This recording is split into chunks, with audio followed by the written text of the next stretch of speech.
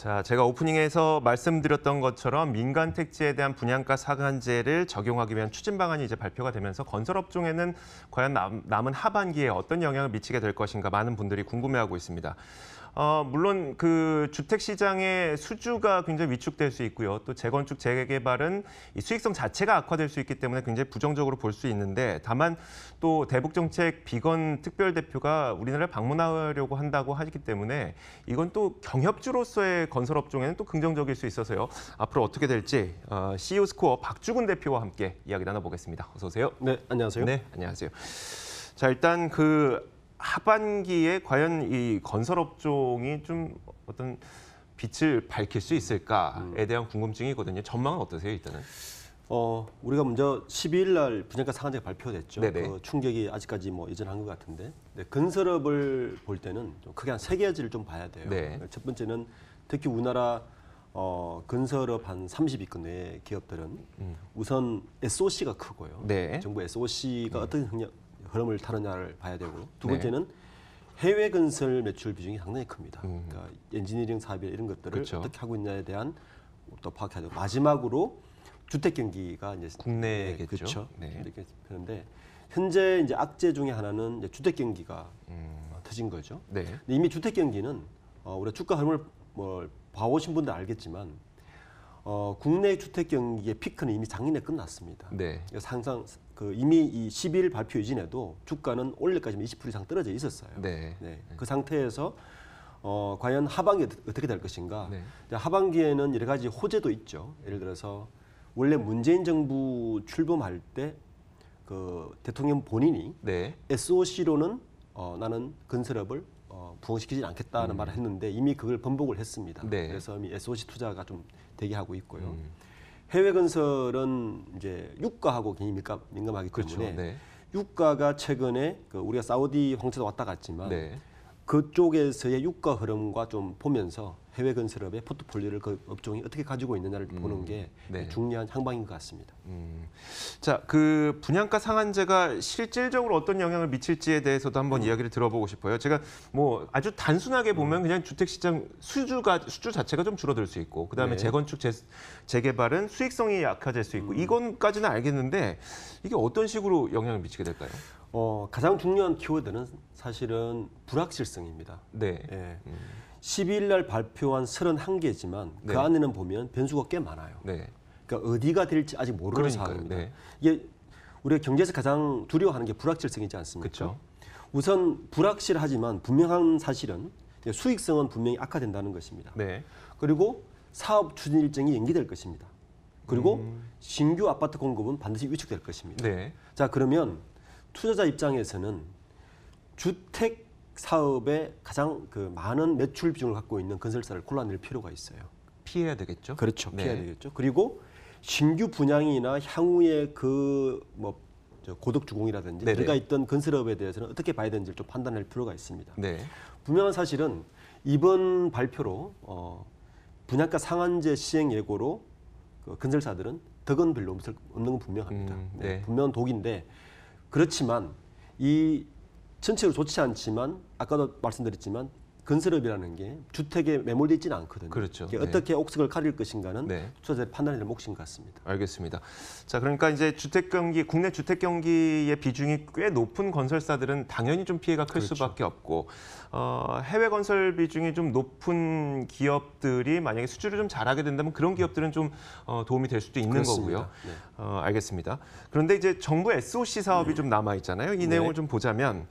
국가에서 이제 문재인 정부가 내놓는 정부 SOC도 예전처럼 이제 대규모 SOC는 아니고요. 그렇습니다. 소규모 정비 사업들이 대부분이라 네. 이런 것들이 건설업종에 얼마나 큰 도움이 될 수 있을까요? 그러니까 지금 현재 이제 문재인 정부가 반이 지나고 나서 사실 네. SOC에 대한 정부 입장은 상당히 많이 바뀌었습니다. 네네. 그렇지만 어느 정도의 규모는 좀 돼요. 근데 포인트는 두 가지를 봐야 됩니다. 네. 첫 번째는 정부의 건설 사업은 현재 SOC 크게 두 축입니다. 그러니까 고속도로 공사가 있어요. 네. 이게 한 9개 정도 되는데 여기 한 7.2조. 이게 올해 집행하겠다는 거죠. 네. 여기에 해당되는 기업들 어떤 기업인지 좀 볼 필요가 있고. 왜냐하면 정부의 수주 사업은 올해 집행을 하겠다는 이야기는 돈이 풀린다는 이야기거든요. 그렇죠. 두 번째는 GTX 사업이 한 4조쯤 돼요. 합쳐서 한 12조 정도 되니까 이게 네. 만만치는 않은 금액입니다. 네. 근데 또 한 가지 중요한 포인트는 뭐냐면 정부에서 건설사의 이제 건설업이 좀 불황이다 보니 네. 우리가 그 제도 개편을 좀 한 게 있어요. 네. 여기 좀 봐야 되는 부분인데 네. 현재 그 관행적으로 보고 체계를 좀 간소화시킨 게 있어요. 이 무슨 말이냐면 이거 네네. 해외 사업에 좀 연관이 있는데 네. 지금 건설사들이 해외 건설을 하려면 네. 수주 활동 그리고 계약 체결, 네. 시공 상황, 준공까지 단계별로 다 보고를 해야 돼요. 네. 네. 이 상황을 준공만 보고하도록 바뀌었다는 이야기는 해외 사업에 좀 드라이브를 걸겠다는 네네. 이야기죠. 네, 이걸 좀 볼 필요가 있고 또 하나는 건설업체가 업종을 추가할 때는 반드시 자본금을 좀 쌓아야 되는 제도적 한계가 있었는데 네네.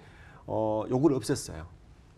자본금을 대폭 낮춰줬습니다. 네네. 그 말은 앞으로 아마 주택 건설을 주로 하는 기업들은 토목이나 다른 건설 엔지니어링을 하려고 아마 굉장히 시도를 많이 할 거라는 예상을 할 수가 있는 거죠. 네네. 이제 그런 기술이나 그런 업종을 가지고 있는 기업 어딘가를 볼 필요도 있는 거죠. 그러니까 크게 두 가지인데 SOC에 얼마나 수혜를 볼 것이냐, 네. 이 제도적 개편에 따른 수혜를 볼 종목은 무엇이냐를 볼 필요가 있을 것 같습니다. 네, 알겠습니다.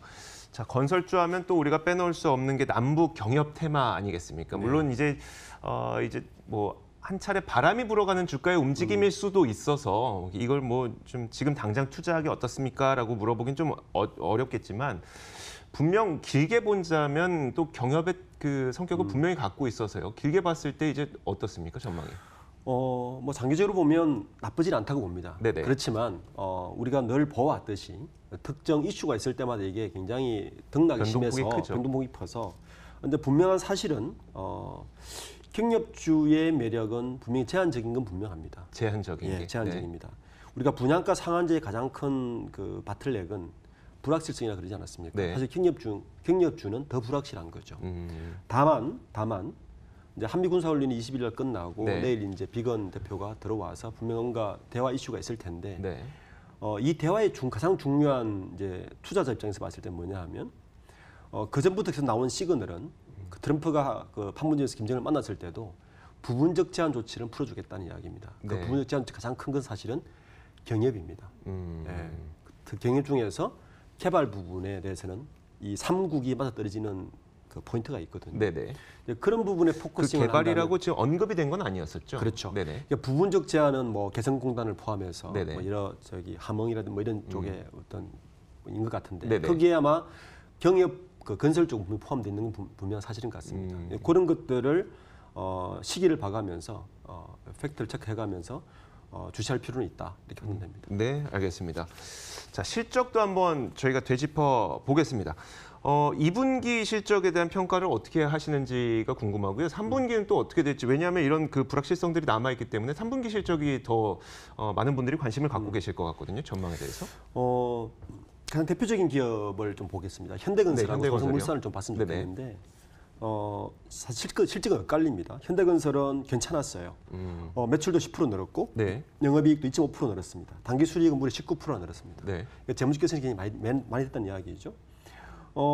총 매출이 8조 5천억이었는데 영업이익이 4,500억이었어요. 네. 이 상태면 1조 클럽도 가능하다는 이야기죠. 네. 하반기에 있으니까. 근데 더 중요한 것은 현대건설의 그 포트폴리오를 보면 사우디나 알제리 해외 지역의 추가 수주가 좀 기대된다는 게 좀 좋은 시그널이에요. 반대로 삼성물산은 그 건설 호황과 굉장히 밀접해 있어서 네.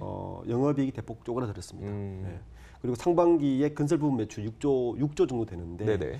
영업이익은 굉장히 많이 줄었어요. 그래서 이게 아마 우리가 이제 아까 건설주, 네. 그러니까 아파트나 주택주와 해외 건설주의 상반된 모습을 극명하게 분명히 보여주네요. 보여주는 이제 실적인 거죠. 그래서 이런 부분들을 좀 더 주시해서 보는 게 앞으로도 3분기에도 그러면 어느 기업이 해외 건설의 수주를 좀 예상하고 있는지, 네네. 그리고 그 기업의 사업 보고서를 들어가면 네네. 향후에 수주 예상인 것들과 캐시플로우를 볼 수 있는 정보들이 있어요. 맞아요, 네. 예, 그것들 좀 유심히 본다면 3분기에 그 이제 업종 전체를 보는 것보다도 건설업은 어느 기업과 어느 기업이 좀 호불호를 분명히 가려서 보는 것이 좋은 것 같습니다. 알겠습니다. 참 그 저희가 건설 업종 내에서도 실제 수혜를 받을 수 있는 기업들을 골라내는 방법을, 그러니까 저희가 고기를 잡아드리는 것이 아니라 고기를 잡는 방법을 계속해서 이제 알려드리고 있는데, 그 현대건설에 대해서 조금만 더 얘기를 해볼게요. 방금 말씀하셨던 게 2분기까지 반기 누적 4천억 말씀하신 거죠? 네, 영업이익을 그렇습니다. 기준으로. 그 만약 이제 남은 하반기에 6천억 가량을 좀 달성하게 된다면 영업이익을 1조 클럽 가입이 또 가능할 것 같고, 근데 수주가 예정되어 있다고 말씀하셨어요. 가능할까요 이번에? 저는 가능하리라고 봅니다. 아까 이제 제가 초두에 건설 기업을 볼 때 네. 해외 건설과 SOC와 주택 이 세 가지 축을 같이 보는 포트폴리오를 가진 네네. 기업은 굉장히 양호하다라고 보는데 현대건설은 다행스럽게도 이 세 가지 축을 같이 가지고 있습니다.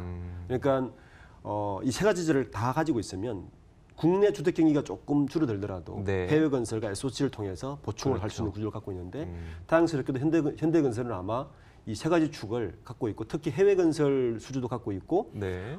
현재 국내 SOC 사업에도 상당 부분 또 가지고 있어서 아마 1조 클럽은 뭐 가능하리라 저는 생각됩니다. 네, 알겠습니다. 자, 그렇다면 이 건설주에 대해서 좀 시각을 어떻게 바라봐야 되느냐. 그러니까 저가 매수를 하는 게 좋으냐? 아직까지는 그래도 좀 신중론을 가져가는 게 좋으냐라고 이제 전체적으로 봤을 때, 물론 아까 계속 말씀해 주셨던 게 그 가운데서 진짜 종목을 가려내야 된다고 말씀하셨지만 좀 업황을 전체적으로 봤을 때는 어떻게 생각하세요? 건설업은 전체적으로 하반기에는 저는 좋다고 보지는 않습니다. 네. 물론 그 현재 건설교통부의 여러 가지 그 제한 조치도 있고 이런 것들이 10월달에 확정됐을 때 또 더 좋지는 않을 거지만 네네. 분명한 것은 일단 분양가 상한제에 대해서는 10월달이 되면 이 불확실성이 해소되는 시점이 오거든요. 그렇겠네요. 예, 네. 그때는 아마 저평가된 종목들은 주택 경기에 저평가된 종목들은 좀 볼 필요가 있다. 네. 첫 번째고 그리고 해외 SOC와 해외 건설 부분에서 옥색을 가릴 필요가 있다. 네네. 그러니까 건설업종 전체의 흐름은 좋지는 않습니다. 그렇지만 현재 글로벌 경기가 미중 무역으로 굉장히 안 좋다고 그렇지만 네네. 일부 지역의 해외 건설은 나쁘지는 않습니다. 네. 그래서 옥색을 가려서 이 SOC와 SOC 기업에는 뭐가 유리한지 해외 건설 기업은 또 어디가 강한지 네네. 주택 경기의 불확실성이 꺼졌을 때 또 어디가 더 강자로 저평가된 기업들이 어디가 있는지 네. 이렇게 구분해서 보는 게 투자 입장에서는 좀 더 확실하게 짚어가면서 볼 수 있지 않을까 생각됩니다. 어차피 사업 보고서를 보면은 그 SOC 비중이 매출액의 얼마이고 몇 퍼센트이고 그 주택 시장이 몇 퍼센트이고 또 한 가지 뭐였죠? 해외 건설 매출 비중 몇 맞습니다. 퍼센트 이게 다 구분이 가능하니까 그 가운데서 여러분들 이 건설업 중에 가장 좀 진짜 종목들을 골라내셨으면 좋겠습니다. 자, 이렇게 저희가 오늘 건설업종에 대해서 좀 짚어봤습니다. CEO 스코어 박주근 대표와 함께 이야기 나눠봤습니다. 고맙습니다. 감사합니다.